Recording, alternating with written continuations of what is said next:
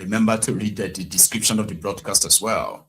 Then like it, share it, invite your friends, invite your not so friendly friends, and tell them to join us for another possible interesting evening. And if you have done that already, thank you. Yeah, thank you. So tonight, I also have for us collections of happenings. See, Nigerians are still talking more, not even just Nigerians. I mean, the other African countries, right? They are making mockery of Tinubu's displays in Turkey. Something that showed a gong, confused, shaky, call again, more or less like throwing everybody back to the 2022 craze, remember? So we saw him 2 days ago when he arrived at, what they call it, the arrival ceremony parade, arrival parade or something. So where the president of Turkey, the Erdogan himself, was to welcome Kolu. Okay, but we have seen more apart from him, stumbling or tripping and then falling in Ankara. So we have seen more where Kolu was supposed to observe the parade of honor or the parade guard between the two presidents while they sing the national anthems of the two countries, possibly other renditions as well, right? So Kolu struggled to take his steps on the stairs, just 3 steps like that. He struggled that Dogan, who is also very old and older than Tinubu, had to hold him, guide him in a way. Then he managed to get off the stairs, the steps. Then he had to kind of observe this guard of honor in a way. So that too, I actually have to show you for you to understand. So you've seen that, Abby? No, that won't be funny. It will actually be the part where Nigerians who are watching, were so surprised, like, God, what's going on? That is where we're going to start from this evening, and the other expressions and what have you for people, reactions. This President Tinubu arriving.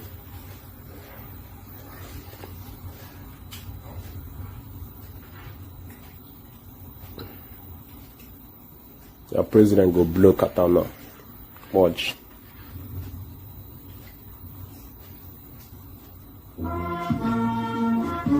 Man go blow in Qatar. See him. Don't blow Qatar. And then he passed the tissue. Tinubu waited a bit. He passed the tissue. And he shake her with that hand. Oh my God. Seriously?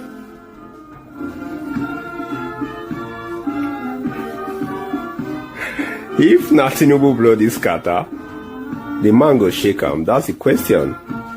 Now, wow.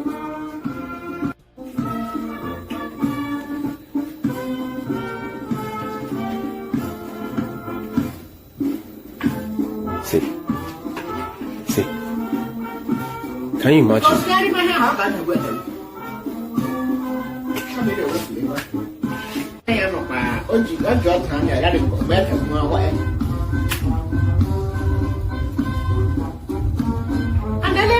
Step when you're not in my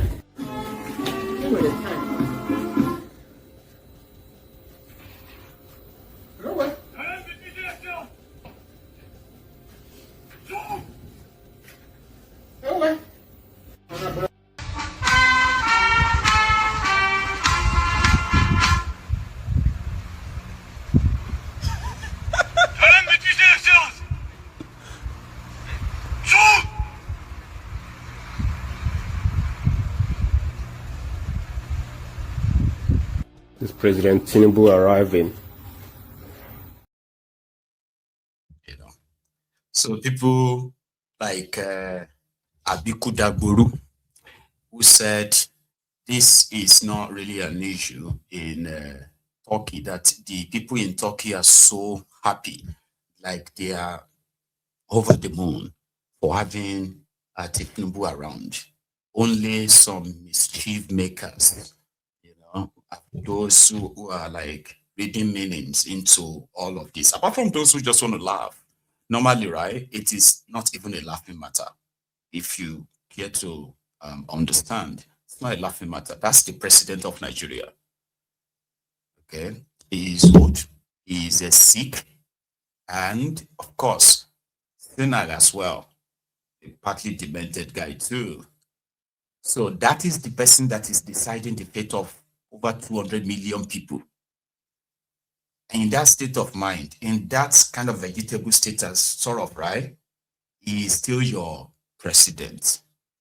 And that's more or less like the picture of the country. So it fell after that encounter. That was after then kind of like stepped. Really, really felt bad. But it continued the program in a way. So Kolu, disoriented, confused, shaky, and all of that stuff is getting ready for 2027. And it's likely just going to have his way too, or his own handlers. So that's the first part. So the second part of the chat this evening is the update on what Soludo started in Anambra. Remember 3 days ago, which was like on Monday, it's actually 4 days ago now.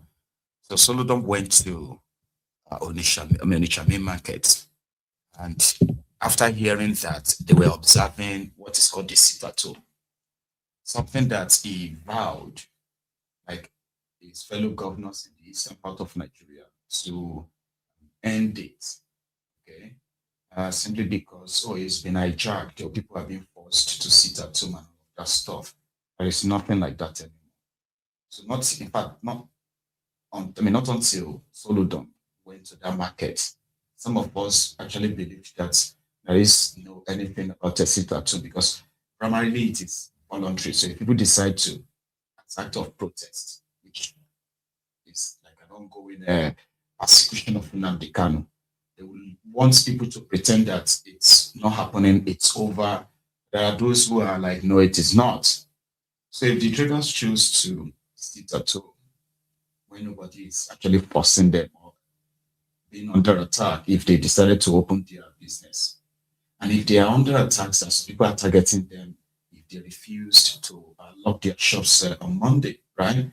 It will be the duty of the government to provide security for them, protect them from those that want to attack them, not punish them, right? So Soludo felt like his own authority is undermined in Anambra, so he went to war. So he locked so he actually shut down the entire markets. And this time it won't be just for a day, it's going to be for a whole week. And since then, the traders themselves have been on the streets, protesting, calling on the governor. And it's been like that for the past 3 days, at least. So this morning, Soludo released a statement he called, what did he call it? An address to address the state of things. Let's go back to Anambra. Very happy New Year to all of you. Well, this is a short press conference just to clarify a few matters on the issue at hand. I want to say on Monday, the 26th day of January 2026, I drove down from Malka here. Well, after prior warnings, because we had actually informed all markets in Onitsha, especially main market, that they must be open or they will be shut down. Drove through the streets. In some place near Wuse, the traders were we took effort for us to even drive through because the traders were on the road, trading, busy, everywhere else bustling. Then you drive to main market, a government-owned market, which is the largest market in West Africa, and the place was under lock and key, except a few shops that were open and so on. And we decided to shut it down for the remainder of this week, and it will remain shut down. This is a struggle for the soul of Anambra's future. Like almost 80% of the people have given us mandate to protect and promote their welfare and security. And that we must remain committed to doing 24/7 every day. Because Monday is almost the most important day of the week. That's when suppliers, the people demanding for goods, that's when they must go and open up. So if you are not opening, people are opening, relocating elsewhere. That's what we mean by the cost to the state. The place will keep getting down and down economically. And like I said before, we're not going to train our children in the 21st century by going to school 4 days a week. Absolute nonsense. And this, of course, obviously has stopped. We're going to open the schools and we're going to take the same measures. If you are running a private school, if you are not open, I'll come and slam it and lock it up. Because we've given you the permission to operate there as a school. And in Anambra, the school days are Monday through Friday. For the sake of this state, for our children, for these poor people, poor traders, poor farmers, and who depend on these markets being open, we cannot have this. So the struggle is to save the economy of Anambra, secure our future, save our children, keep our markets open, and reassure our investors who are pouring in now that Anambra is not a 4-day week. It's a 5 or 6 day week. We need to reassure everybody. We are open for business. Anambra is certainly one of the largest economies in Nigeria. You can't count 1 to 5 and you don't count Anambra State. A time comes when you must either stand up for truth or be drowned. We don't want to deal with this and pull out the full weight of the law. But if we are pushed, we are not even shy to deploy them. Under normal days, on Mondays, you are everywhere, playing in the streets. That's the day now you go for sporting. That's the day you have neighborhood meetings and you say it is sit at home. You're not sitting at home. It's now calculated economic sabotage to bring down Onitsha, to bring down Newi, to bring down the economy of the state. And I will tell you what, you can do that with any other person, but not with this governor standing here. We are determined on behalf of the Anambra people. We must take back our state. We are going to take back our state, whatever it costs. We are determined. It's not yet 100%. We're still massively launching massive onslaught on these criminal elements in our state. And Anambra is currently, without any doubt, one of the safest states in Nigeria. We claim to be the safest, but probably at least even the enemy will agree that we're one of the safest states in Nigeria.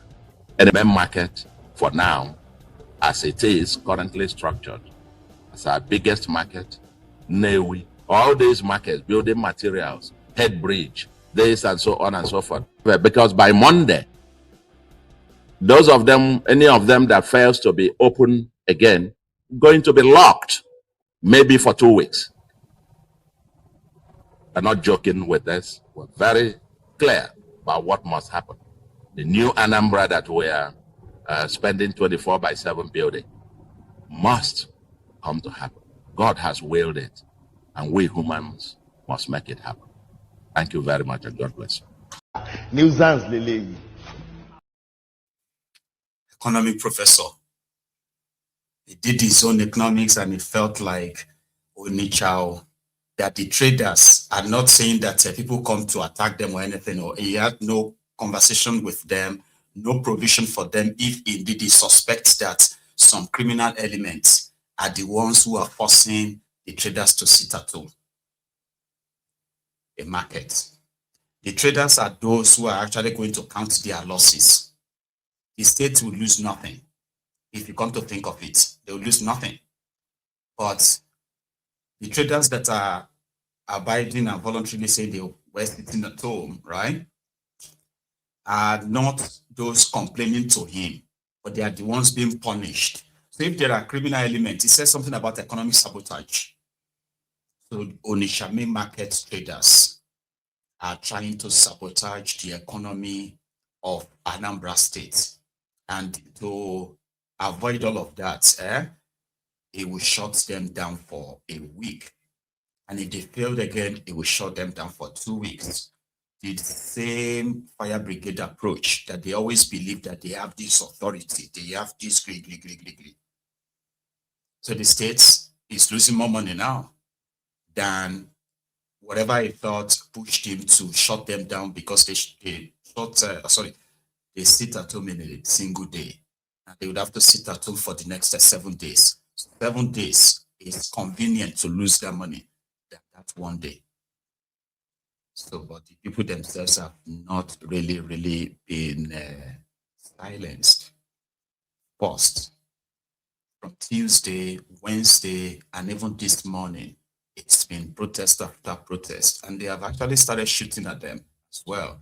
These were supposed to be traders, so they are not criminals, they are not thugs or what have you, okay? But here, from that same Onitsha.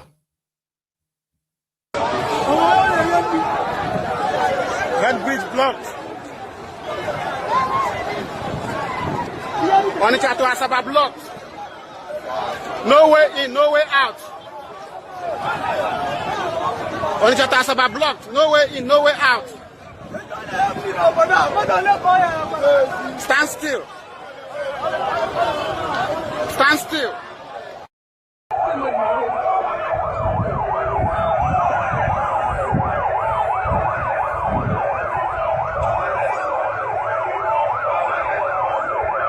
No market on Monday. No market on Monday. Yes, so. No market on Monday. Confirm.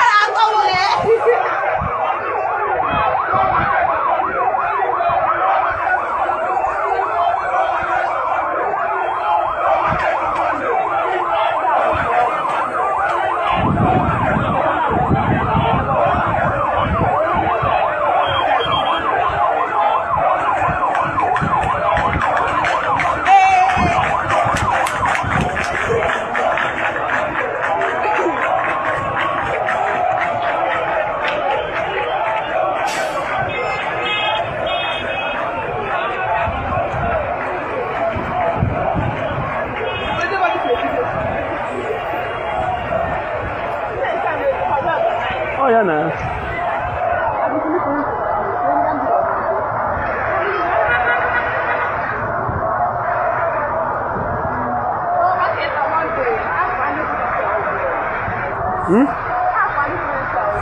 Yes, ma'am.